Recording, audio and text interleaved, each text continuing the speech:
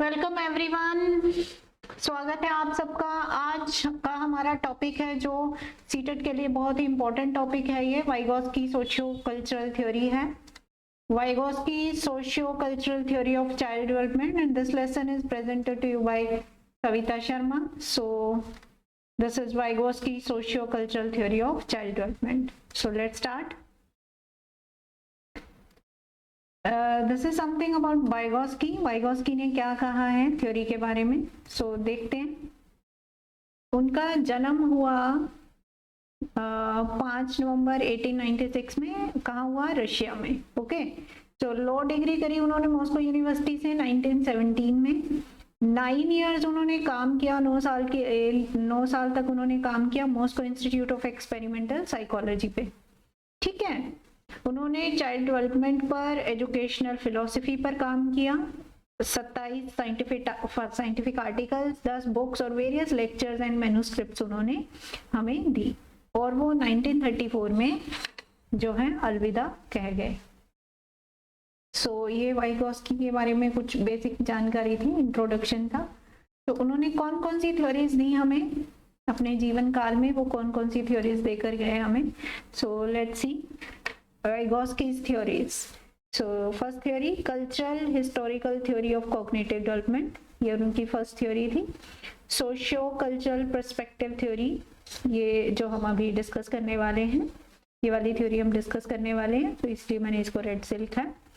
Next theory उन्होंने ये social interaction theory of cognitive development. और चौथी जो थ्योरी थी वो है को कंस्ट्रक्टिविज्म थ्योरी। सो आज जो हम डिस्कस करने वाले हैं that is socio cultural perspective theory. ये थ्योरी बहुत इंपॉर्टेंट है। आप किसी भी टेट एग्जाम के लिए जब भी बैठेंगे इस थ्योरी पे बेस्ड आपको क्वेश्चंस मिल ही जाएंगे, चाहे वो केवीज का एग्जाम है, चाहे वो सीटीईटी है, चाहे वो किसी भी स्टेट का टीचर एलिजिबिलिटी टेस्ट है। डेफिनेटली वाइगोस्की थ्योरीज पे आपको डायरेक्ट या इनडायरेक्ट क्वेश्चन सीधे आते हैं। ठीक है, आप किसी भी उसमें इसे नहीं छोड़ सकते हैं। So this is a very very important theory. So देखते हैं इस थ्योरी में उन्होंने क्या गाइडलाइंस दी हैं, क्या प्रिंसिपल्स दिए हैं। So these are guidelines principles of this theory. देखिए, हमने इससे पहले जो थ्योरी करी थी एरिक्सन्स थ्योरी, हमने उसमें कहा कि भी जो है डेवलपमेंट बच्चे की जो है स्टेजेस में होती है। बट इन्होंने क्या कहा, वाइगोस्की क्या कहते हैं, children experience continuous development not in stages. साफ सी इन्होंने बात करी है कि जो डेवलपमेंट है वो कंटिन्यूस होता है, स्टेजेस में नहीं होता है। सेकेंड पॉइंट जो है, development begins with birth and ends with death. इन्होंने कहा कि जो डेवलपमेंट है वो सिर्फ एक जो बच्चे वाला फेज है उसमें नहीं रहता है। It is a life long process जो बर्थ से स्टार्ट हो जाता है, डेथ तक चलता है। ठीक है। सो दूसरा पॉइंट जो है, फर्स्ट इन्होंने कहा कि डेवलपमेंट जो है कंटिन्यूस प्रोसेस है, स्टेजेस में नहीं होगा। दूसरा इन्होंने कहा ये बर्थ से लेकर डेथ तक जो है चलता है, बर्थ से स्टार्ट होकर डेथ तक जो है इंसान की डेवलपमेंट होती रहती है। नेक्स्ट जो गाइडलाइन प्रिंसिपल ये कह रहे हैं, social and psychological processes are equally important and mutually influential. मतलब क्या है कि बच्चे का जो आसपास का, जो किसी भी इंसान के आसपास का जो एनवायरनमेंट है और उसका जो जैसी उसकी सोच है, वो सब एक दूसरे के इन्फ्लुएंशियल है, एक दूसरे पर डिपेंड करते हैं। कि जो सोसाइटी है उसका असर उसकी सोच समझ पर, इंसान की सोच समझ पर पड़ता है, या जो इंसान सोचता है उसका असर उसके आसपास के इन्वायरमेंट पर पड़ता है। तो ये दोनों म्यूचुअली इन्फ्लुएंशियल हैं, आपस में जुड़े हुए हैं, इंडिपेंडेंट नहीं है। ये इनकी तीसरा गाइडलाइन प्रिंसिपल था। नेक्स्ट ये कहते हैं कि जो लैंग्वेज है both formal and informal is a part of social interaction. देखिए, सोसाइटी में इंटरेक्ट करना है तो लैंग्वेज जो है सबसे स्ट्रॉन्ग टूल है। बिना लैंग्वेज के जो है इंटरेक्शन मुश्किल होते हैं। तो इसके भी इन्होंने फॉर्मल और इनफॉर्मल दो तरह की लैंग्वेजेस इन्होंने बताई हैं। नेक्स्ट जो सबसे इंपॉर्टेंट पॉइंट बताते हैं वो ये कहते हैं, ये कंसिडर करते हैं कि जो बच्चे हैं, चिल्ड्रन आर स्पॉन्जेस। बच्चा जो है स्पंज की तरह है। ठीक है, जो इधर से स्पंज, दिस इज स्पंज। तो आसपास जो भी उसके इन्वायरमेंट है उसको वो क्या करता है, अब्सॉर्ब करता है, और उसी तरह से उसका क्या होता है, डेवलपमेंट होता है। साइकोलॉजिकल या कॉग्निटिव डेवलपमेंट हम उसे कहते हैं। ठीक है, तो ये बेसिक असम्पशंस आपने याद रखनी है, गाइडलाइन प्रिंसिपल्स जो इसके हैं। तो next let's move. yes, this is higher how higher order thinking develops. बच्चा किस तरह से हायर ऑर्डर थिंकिंग, ज्यादा कॉम्प्लेक्स थिंकिंग उसकी कैसे डेवलप होती है. देखिए, फर्स्ट है कि उसे पहले थोड़ा प्रायर नॉलेज होना चाहिए. ठीक है, थोड़ा सा वो आसपास को देख के नॉलेज एक्वायर करता है. फिर उसकी लोअर ऑर्डर स्किल्स आती हैं, धीरे धीरे काम करना सीखता है. फिर प्रॉब्लम्स में अनसर्टेनिटी आती है. ठीक है, क्वेश्चंस आते हैं उसके मन में, question of dilemma. Then explaining decisions and performance, फिर एक्सप्लेनेशंस और डिसीजन मेकिंग, एंड देन बच्चा उसी तरह से परफॉर्म करता है. ये तीन जो है स्टेजेस दी हुई हैं, prior knowledge and lower order thinking first, second is problem uncertainty, question of dilemma, third is explaining decision and performance. So इसे डिटेल में आगे करते हैं. This is cognition and its measurement. cognition क्या है और इसे किस तरह से मापते हैं. So देखते हैं what does cognition means. cognition means क्या है, cognition का मतलब थिंकिंग. जो है इंटरनल प्रोसेस है कॉग्निशन, इसमें फर्स्ट आ गया thinking. Second is rational thoughts devoid of complicating emotions, wishes and will. जो भी बच्चे के दिमाग में रैशनल थॉट्स आ रहे हैं, इमोशंस, विशेस से मतलब हट के, जो भी उसके मन में जो भी सोच विचार आ रहे हैं, उसे हम कॉग्निशन कहेंगे. मेंटल मैनिपुलेशन ऑफ आइडियाज, कुछ भी चीज़ों को वो किस तरह से मैनिपुलेट करता है, समझता है, अपनी समझ के अकॉर्डिंग उनको किस तरह से वो ढाल के अपनी कन्वीनियंस के अकॉर्डिंग उन चीज़ों को समझता है, वो भी कॉग्निशन में आता है. Next is human information processing. कोई भी इंफॉर्मेशन दी गई है, हर इंसान उसे अपनी सोच समझ के अकॉर्डिंग प्रोसेस करता है, उसे समझता है, दैट इज कॉग्निशन. सो ये कुछ बेसिक पॉइंट्स हैं कॉग्निशन के. ठीक है, इसमें एक और चीज आती है ZPD. What is ZPD? Zone proximal development. तो students, maximum potential can be reach through the power of language, reinforced social interaction. देखिए, ZPD को मैं थोड़ा और अच्छे से यहाँ पे बताती हूँ. देखिए, कोई भी स्टूडेंट है तो कोई भी इंसान, स्टूडेंट, बच्चा या कोई भी इंसान है, देखिए जो नॉलेज का एरिया है वो बहुत बड़ा है. ठीक है, जो भी नॉलेज है वो बहुत वास्ट होती है. ठीक है, कोई भी इंसान कितना भी पढ़ लिख जाए, उसे अभी जानने के लिए बहुत कुछ पड़ा होता है. So what you don't know, it is very vast. उसमें से जो आप जानते हैं वो बहुत थोड़ा सा एरिया है. What do you know. ठीक है, कोई भी इंसान कितना जानता है वो इतना सा जानता है. बट ये जो व्हाट डू यू नो और ये बीच में जो जोन आता है, ये प्रॉक्सिमल डेवलपमेंट है कि इंसान जितना जानता है उसका जो दिमाग का विकास है उसे क्या कहेंगे, इतना हो सकता है, वो पोटेंशियल है. ठीक है, कितना पोटेंशियल है, जोन प्रॉक्सिमल डेवलपमेंट की इंसान का कितना पोटेंशियल है चीजों को सीखने का, नॉलेज को गेन करने का. ठीक है, तो वो जितना जानता है उससे कहीं ज्यादा उसका पोटेंशियल है. तो ये जो बीच वाला एरिया है, इसे जोन प्रॉक्सिमल डेवलपमेंट कहा गया है. सो ZPD क्या है? Cognitive potential with help. कि अगर बच्चे को थोड़ा सा, किसी भी इंसान को थोड़ा हेल्प कर दिया जाए, थोड़ा उसको इन्वायरमेंट मिल जाए, तो वो क्या हो जाएगा, बढ़ जाएगा. ठीक है, कॉग्निटिव पोटेंशियल अलोन.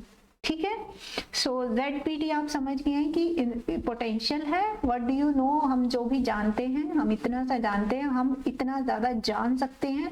बट जो नॉलेज का जो एरिया है, it is very very vast. ठीक है, तो ZPD जो है कभी भी पूरा तो नहीं हो सकता, बट स्टिल, है ना. So let's see how to fill ZPD को हम किस तरह से मतलब फिल कर सकते हैं. जोन प्रॉक्सिमल जो डेवलपमेंट है कि भी इतना ज्यादा जो है वो जान सके, उसका नॉलेज बढ़ सके.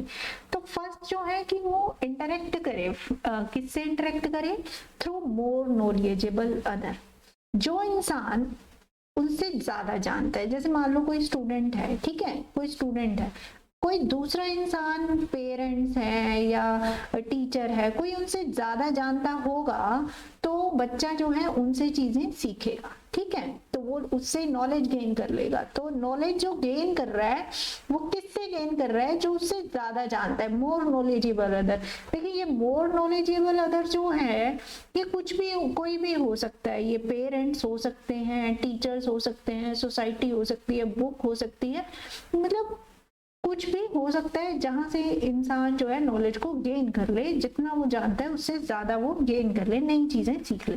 सो इस तरह से ये एक फर्स्ट वे है to fill the ZPD। Next is the social construction of knowledge. Social construction of knowledge क्या है कि वो जिस सोसाइटी में आसपास रह रहा है वो एक थॉट डेवलप करता है कि भी हाँ इस सोसाइटी में क्या हो रहा है, किस तरह से लोग रह रहे हैं, क्या अच्छा है क्या बुरा है, ये सब चीजें। So what is more knowledgeable other, ये क्या करते हैं, convey to children the way their culture interprets and responds to the world. देखिए ये जो मोर नॉलेजेबल अदर है, ये बच्चे को ये सिखाते हैं कि उनका जो कल्चर है वो किस तरह से किसी भी चीज को, किसी भी कॉन्सेप्ट को इंटरप्रेट करता है, समझता है और उसको किस तरह से रिस्पॉन्ड करता है। ठीक है, तो ये मोर नॉलेजेबल है। Next is scaffolding. स्कैफोल्डिंग क्या है, skilled but temporary assistance may be by a teacher, parents, books और इंटरनेट। स्कैफोल्डिंग एक स्किल्ड असिस्टेंट है बच्चे के लिए, जो बच्चे को हेल्प करता है उसकी नॉलेज को अक्वायर करने के लिए, स्किल्स को अक्वायर करने के लिए। तो ये कुछ भी हो सकता है, टीचर, पेरेंट्स, बुक्स, इंटरनेट, कहीं से भी बच्चा जो है स्कैफोल्डिंग है, टेम्पररी असिस्टेंस है, थोड़ा बच्चा वहां से सीखता है और आगे चलता है। So next is realization of ZPD। देखिए किस तरह से जोन प्रॉक्सिमल डेवलपमेंट को रियलाइज किया जा सकता है। फर्स्ट इज कॉग्निशन मॉडलिंग, ठीक है, sorry cognition modelling. So techniques, ये क्या है cognition modelling, techniques in which MKO that is more knowledgeable other speaks her और हिज मेंटल थॉट्स, ठीक है, process while solving a problem so that students can hear her or his chains of reasoning and internalizing the MK's cognitive tools for their own use। देखिए जब कोई teacher कक्षा में पढ़ा रहा है, सपोज एक टीचर मैथमेटिक्स का क्वेश्चन सॉल्व कर रहा है, तो जिस मेंटल थॉट प्रोसेस से वो गुजर रहा है बच्चा उसको मॉडल कर रहा है। ठीक है, मतलब किसी ने उसको मॉडलिंग कर दी सामने कि भी हाँ ये क्वेश्चन इस तरह से सॉल्व होगा, और बच्चा देख रहा है तो वो पूरा टीचर के वे से ही उसको सॉल्व करने की कोशिश करता है। सो उसे हम कहेंगे कॉग्निशन मोल्डिंग की। मोर नॉलेजेबल जो अदर है वो जिस मेंटल थॉट प्रोसेस से बच्चे को समझा रहा है चीजें, किसी प्रॉब्लम को सॉल्व करना समझा रहा है, स्टूडेंट्स क्या करते हैं कि उसी चेन ऑफ रीजनिंग को इंटरनलाइज कर लेते हैं कि फर्स्ट स्टेप ये है, इस तरह से जो थॉट प्रोसेस जो है बच्चे का डेवलप करता रहे, उसी तरह की रीजनिंग जो है डेवलप कर जाती है। इस तरह बच्चा मोर नॉलेजेबल जो अदर पर्सन है उसका कॉग्निटिव टूल को अपना टूल बनाकर यूज करते हैं। ठीक है, आई होप यू अंडरस्टैंड कि जिस तरह से टीचर ने बच्चे को स्टेप्स समझाए हैं, ठीक है, बच्चा उसी को कॉपी करने की या उसी तरह से चीजों को समझने की कोशिश करता है, और वही टूल वैसे ही उसकी सोच डेवलप होती है, और उसी सोच से वो अपने जो है क्वेश्चंस को, अपनी प्रॉब्लम्स को सॉल्व करने की कोशिश करता है। तो इंटरनलाइज करता है मोर नॉलेजेबल अदर जो पर्सन है उसके कॉग्निटिव टूल को। सो लेट्स सी नेक्स्ट। देखिए नेक्स्ट है कि वाइगोस्की ने बच्चे की ना जो लैंग्वेज जो है उस पर भी काम किया, किस तरह से बच्चे की स्पीच जो है डेवलप होती है। तो बच्चा अपने, क्योंकि जो स्पीच है, जो लैंग्वेज है, it is a important tool कि बच्चा सोसाइटी से किस तरह से इंटरेक्ट कर रहा है। ठीक है, क्योंकि यहाँ पे सोशियो कल्चरल थ्योरी है तो language is a very important tool. So देखते हैं जब बच्चा 0 to 12 मंथ्स होते हैं, बेबीज होते हैं, तो प्री इंटेलेक्चुअल स्पीच होती है उनकी। प्री इंटेलेक्चुअल मीन्स वो आप आसपास की बातों को सुन रहे हैं, है ना, तो धीरे धीरे जो है उसी तरह का वो स्पीच जो है डेवलप होती है। हालांकि वो उस टाइम पे बोलना नहीं जानते हैं, बट जैसे ही वो 12 मंथ्स से ज़्यादा हो जाते हैं उनका लिमिटेड कम्युनिकेशन हो जाता है। Autonomous speech, autonomous speech means वो अपनी ही लैंग्वेज में कुछ बोल रहे हैं, उनकी लैंग्वेज हमें समझ नहीं आ रही है बट वो इशारे करके या they are trying to speak, ठीक है, अपनी बात को वो समझा रहे हैं दूसरे इंसान को, ओके, अपनी ही लैंग्वेज में, है ना। आप समझ रहे हैं कि 12 महीने तक का जो बच्चा होता है, 1 साल का, अगर उसको दूध चाहिए तो वो उस तरफ इशारा करेगा या रोएगा, वो अपनी लैंग्वेज में चीजों को समझाते हैं, है ना। सो नेक्स्ट 18 to 24 मंथ्स जब बच्चे 2 साल के हो जाते हैं तो वो वर्ड ऑब्जेक्ट कनेक्शन हो जाता है, चीज़ों के नाम पहचानना शुरू कर लेते हैं। जैसे उनको पानी चाहिए तो वो बोलेंगे वाटर या मम, है ना, अपने ही शब्द में, जैसे भी घर में लैंग्वेज उसके साथ बच्चे के साथ यूज होती है, तो चीज़ों को पहचानना कि कौन से ऑब्जेक्ट को क्या कहते हैं, तो वो शब्द जो है बोलना शुरू कर देते हैं। ओके, सो नैब साइकोलॉजी। नेक्स्ट है 3 इयर्स।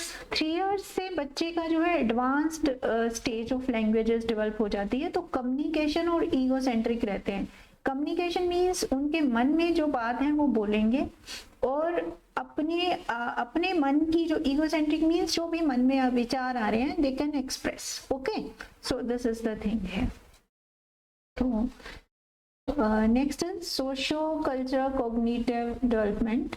सो देखते हैं कि किस तरह से सोशल और कल्चरल जो है कॉग्निटिव डेवलपमेंट होता है स्टूडेंट्स का।